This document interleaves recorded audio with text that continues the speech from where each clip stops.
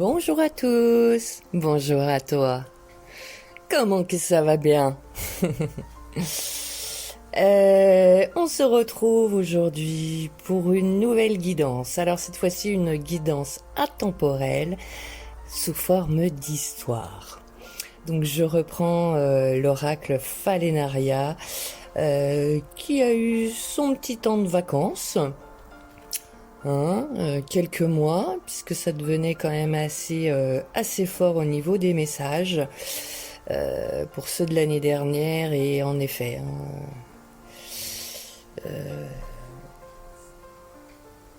ce qui arrivait était fort. On l'a tous constaté il y a quelques mois.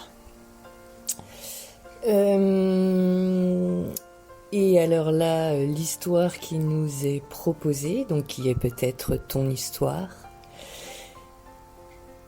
peut-être une de tes mémoires que tu n'as peut-être pas conscience, et une histoire qui tombe à pic, puisque je tenais à te partager mon expérience, et peut-être justement que ce partage d'expérience te permettra de voir plus clair sur ce qui se passe dans ta vie, ou si tu ne l'as jamais vécu, comment ça va se passer. Alors peut-être qu'aujourd'hui, tu es en plein déluge ou en plein naufrage, que tu as eu des événements ou des expériences tellement fortes que tu entames peut-être un burn-out, que tu es dedans, peut-être que tu en sors, peut-être que tu ne l'as jamais vécu, et auquel cas, cela te servira peut-être pour toi si un jour cette expérience t'est proposée, et puis pour des personnes de ton entourage.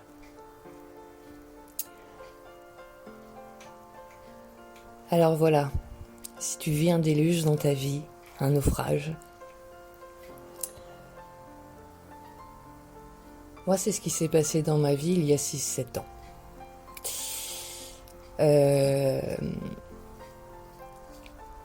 Et alors, tout au long de ce déluge, m'est apparu des images. Et je pense qu'aujourd'hui, en te partageant ces images, ça va te permettre de voir plus clair sur ce que tu traverses, t'apaiser, je l'espère, vraiment de tout mon cœur, pour que tu puisses traverser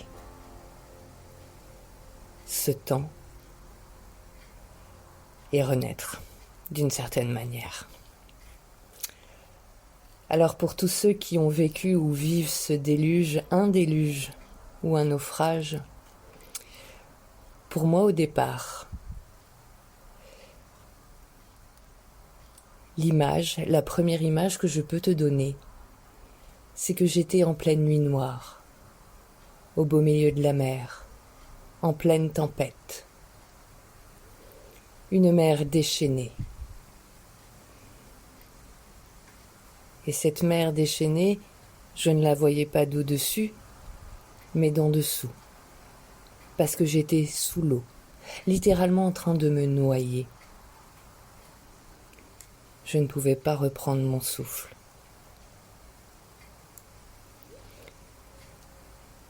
Et au départ, quand quelque chose peut nous être présenté de choquant, de quelque chose qu'on n'attendait pas, on peut avoir le souffle coupé.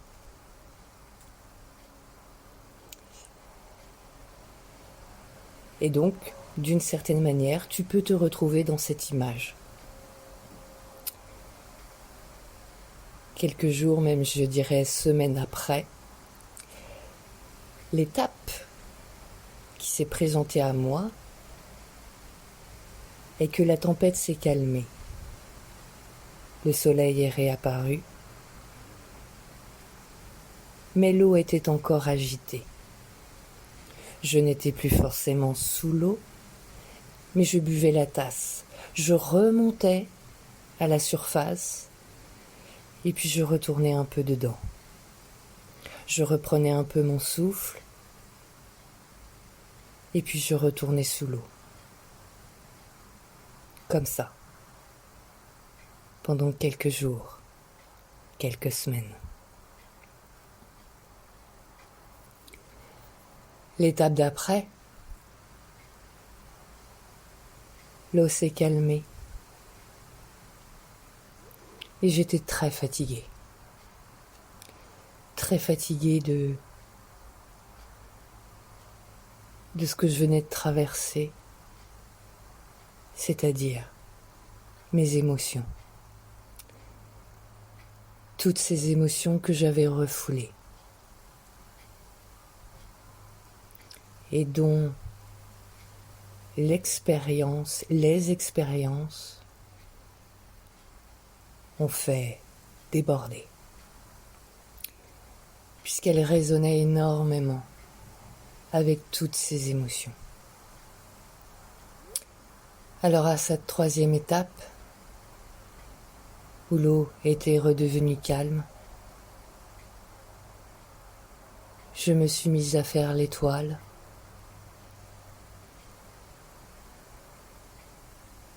Et je me suis laissé dériver dans cet océan. Quelques jours, quelques semaines. Ensuite, un radeau est apparu. J'ai monté dessus et je me suis allongée face contre lui, mon ventre contre le bois. Et je suis restée comme ça, des jours, des semaines.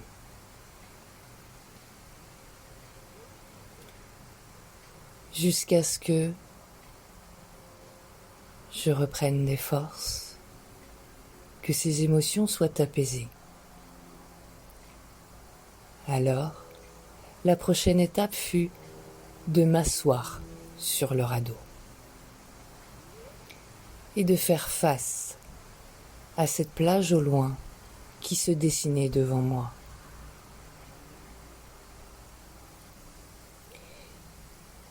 Et plus loin, il y avait cette ville, cette civilisation. Mais à ce moment-là, je ne pouvais que m'asseoir sur le radeau et faire face à la plage.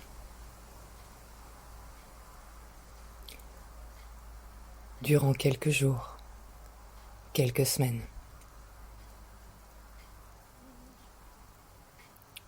Puis,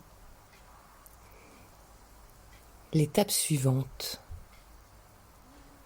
est le jour où je me suis permise de rejoindre la plage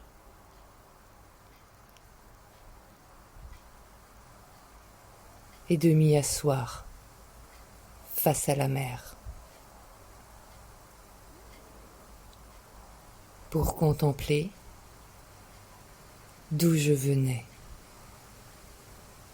et ce que je venais de traverser.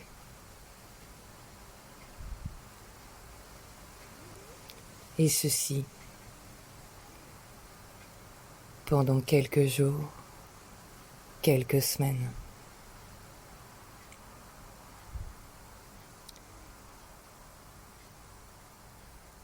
Et je voyais au loin cette civilisation, mais cette étape a été pour moi celle qui a mis le plus de temps. L'étape du « suis-je prête ?» à rejoindre le mouvement? Suis-je prête à rejoindre la civilisation? Suis-je prête à reprendre vie?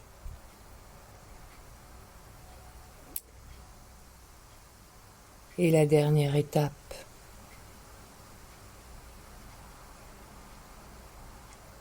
fut celle justement de trouver cette force en moi pour me mettre debout et faire un premier pas, puis un second, à mon rythme, tel que j'étais, avec ce que j'avais, pour rejoindre cette civilisation au loin.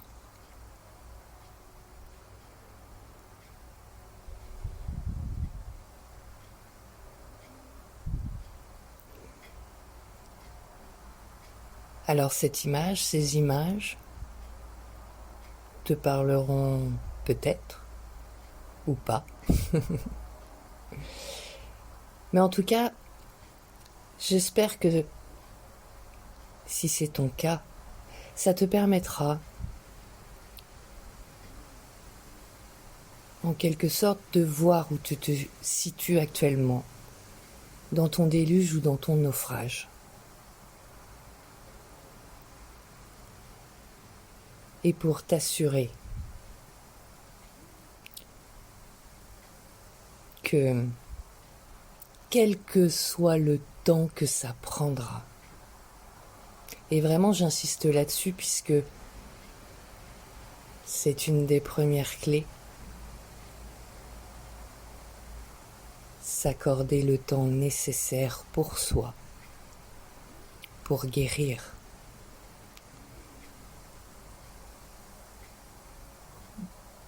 De ce que tu auras pu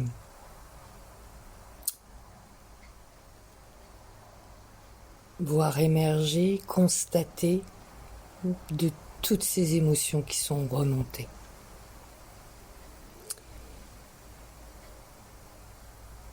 Et donc te permettre de voir où tu te situes pour déjà te soutenir dans ce moment, dans cette expérience qui est loin d'être simple, mais qui t'est nécessaire.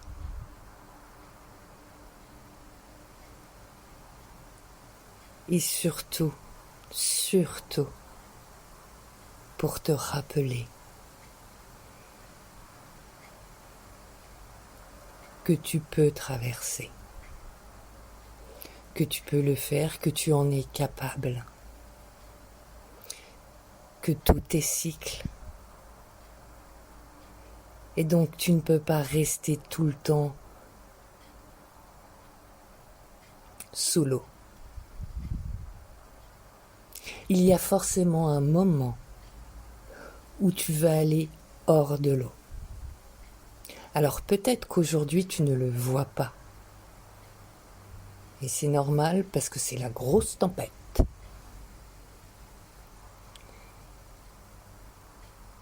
Mais accroche-toi.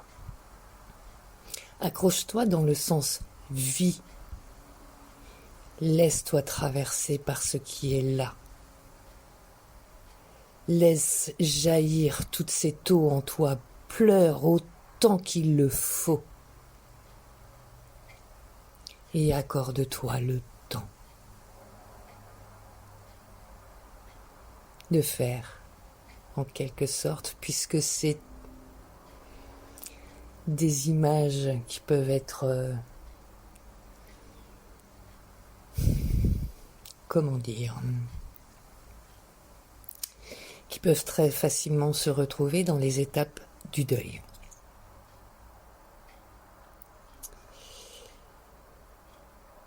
Et en tout cas pour moi, le jour où je me suis dit, en tout cas où ce temps, il y a 6-7 ans, s'est présenté une nouvelle fois, parce que ce n'était pas la première fois pour moi. Sauf que cette fois-ci, au lieu de vouloir essayer de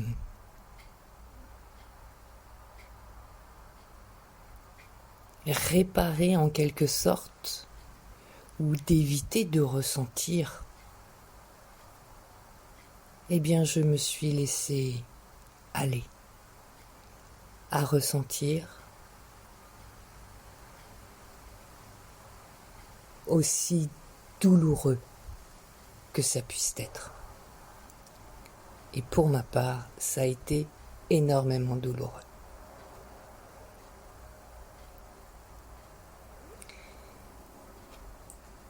Et donc, si je n'avais pas pris ce temps à l'époque,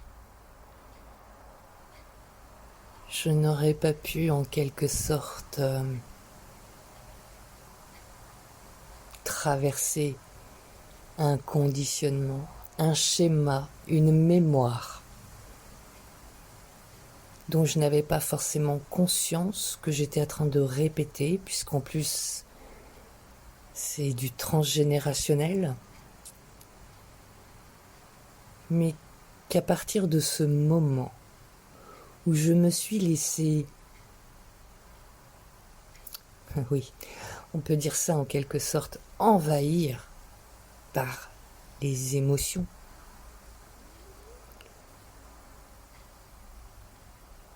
c'était le début de la délivrance.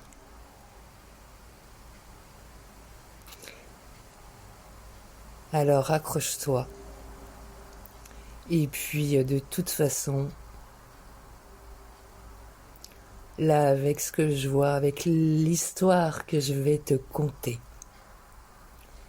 ne doute pas de toi, que tu réussiras et que tu vas réussir, que tu es en train de réussir à dépasser ça, à dépasser ta douleur et ta souffrance, à dépasser ce déluge, à dépasser un naufrage.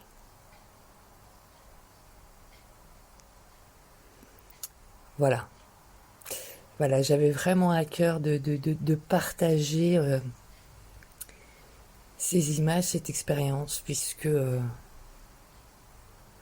si ça ne t'est pas arrivé à toi, ça t'arrivera peut-être un jour, et qu'il y en a,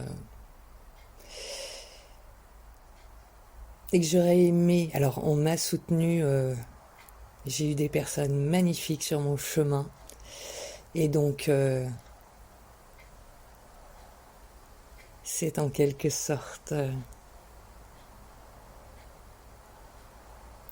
ma façon de leur exprimer toute ma gratitude et ma reconnaissance. Alors c'est parti, on va y aller, découvrons l'histoire que nous propose Falénaria.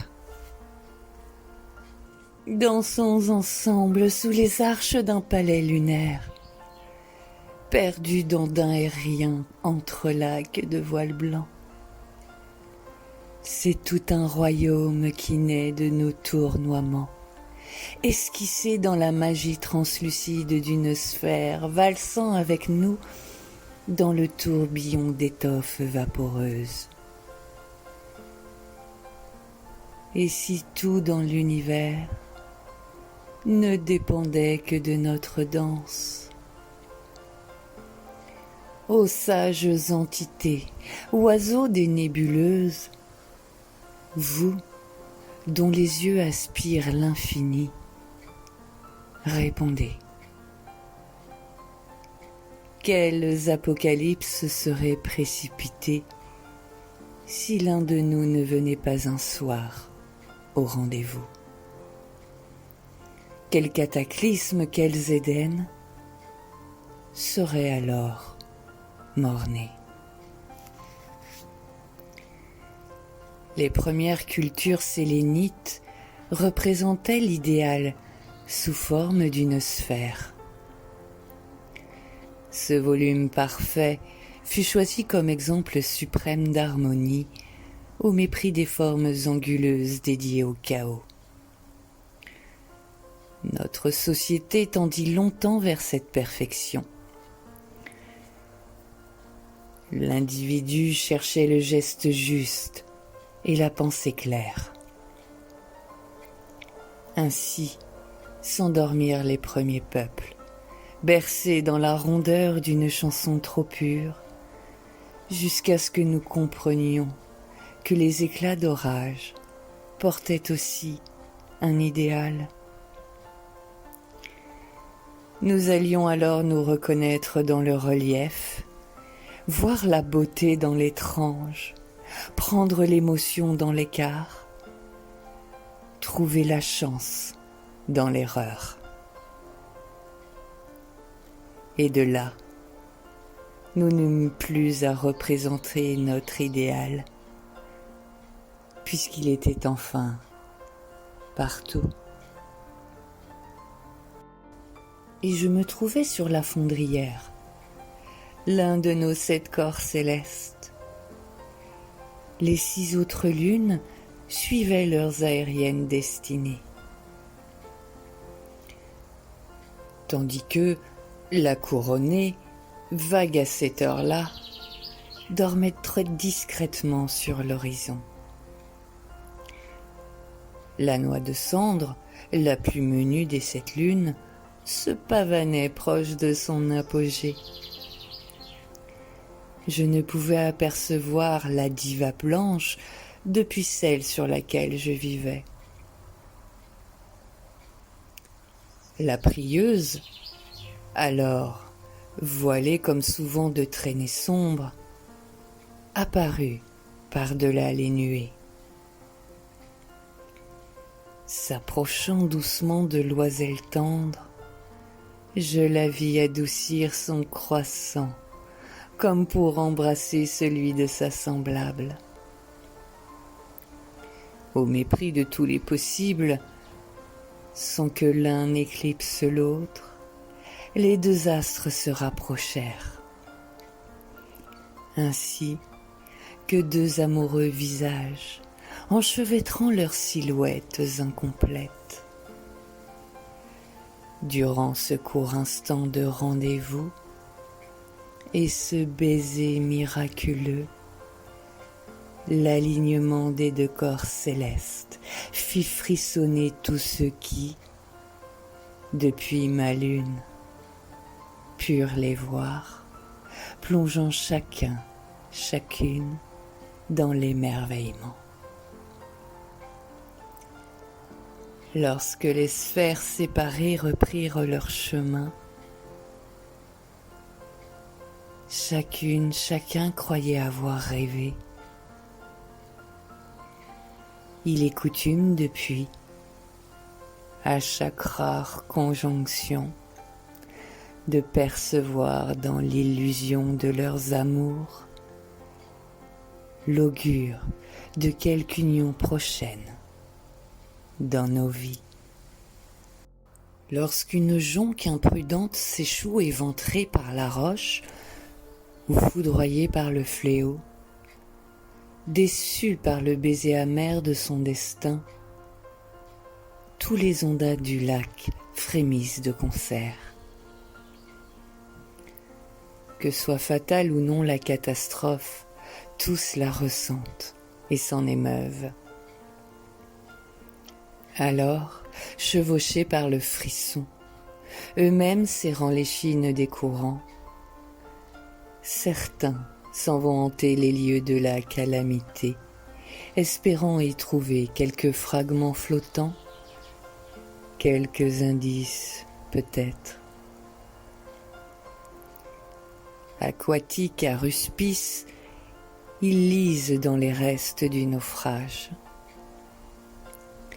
Ils savent l'art d'extraire de l'étrave éviscérée l'impalpable ingrédient venu empoisonner la destinée. Ils revivent en pensée les odyssées qui ont mené au chavirage. Puis, ils transmutent cette essence d'infortune en un métal mystique, solide et lumineux, De ce matériau tangible, ils fondront des parures et ils couvriront leurs effigies cérémoniales lors des sabbats lacustres, en cuirassant ainsi des figures debout avec des ornements maudits. Ils pensent les condamner à accaparer l'anathème et espèrent ainsi préserver les vaisseaux prochains des aléas du sort.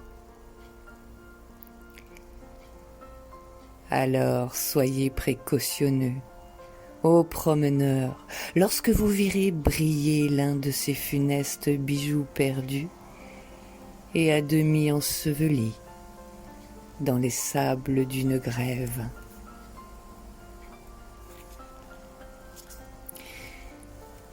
Les eaux pensent le lent saignement des naufrages.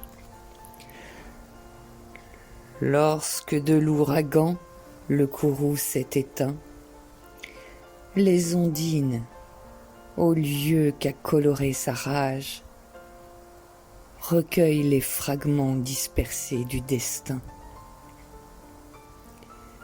Elles y trouveront les débris de mon cœur, puisque du fier vaisseau je l'ai vu s'arracher, foudroyé par l'amour, heurtant avec horreur le récif de l'estime, ô terrible rocher. Le cap était pourtant certain, la voile franche, mais le sort chagriné par la destination sur ma route mêla le ciel à l'avalanche, l'impossible à l'espoir, le doute à la passion. À présent qu'il est temps d'apprendre de l'épreuve, de vous abandonner mes efforts échoués, pour l'onde où de concert les sirènes s'émeuvent, je n'aurai que ces mots, que le sort soit loué. J'embarquerai demain, plus lucide et plus sage, peut-être cependant pas assez, je l'avoue. J'embarquerai demain vers un autre naufrage, les rêves à la barre et le cœur à la proue. Alors de quoi peut nous parler cette histoire ? Plusieurs pistes, plusieurs histoires d'après moi.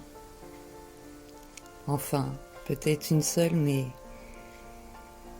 expérimentée de différents prismes. Pour commencer, peut-être pour toi, l'enseignement d'un naufrage en lien avec tes amours. Un naufrage peut-être sous forme de déluge, mais où jour après jour, tu reconquiers ton équilibre et ton harmonie. Ou peut-être aujourd'hui tu apprends à danser, à valser avec tes expériences, ces leçons que tu as apprises.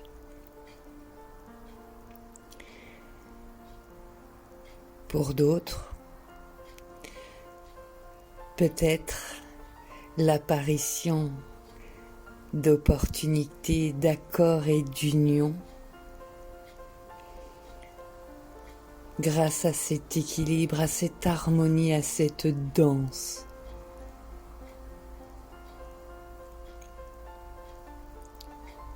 Que tu as pu faire naître en toi. Grâce à ces expériences, ces leçons de vie, ces naufrages, ces déluges.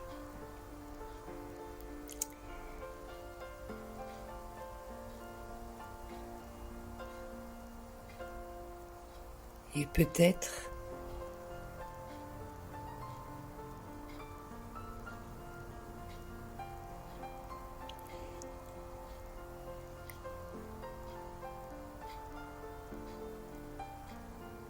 qu'actuellement, tu te sens en équilibre, en harmonie.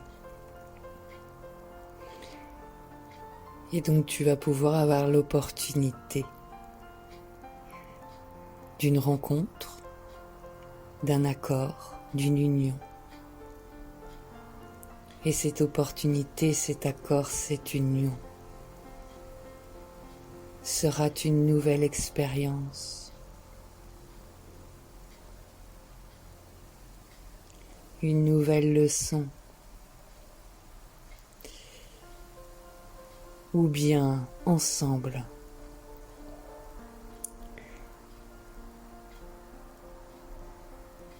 Vous aurez à cœur de pouvoir partager vos expériences et vos leçons de vie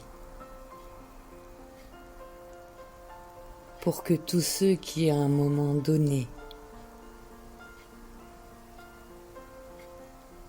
ceux qui se voient être en plein déluge ou en plein naufrage puissent se voir être soutenus. Également peut-être un nouvel équilibre, une nouvelle harmonie en soi avec ta part masculine et ta part féminine, où désormais tu les sens en toi danser, valser, puisque tu auras réussi d'une certaine manière à allier toutes ces expériences, toutes ces leçons de vie, ces déluges, ces naufrages en toi. Et pour pouvoir en faire en émerger des opportunités,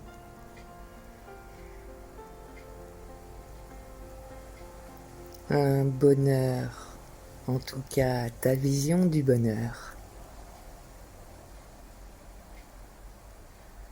À chaque pas que tu fais,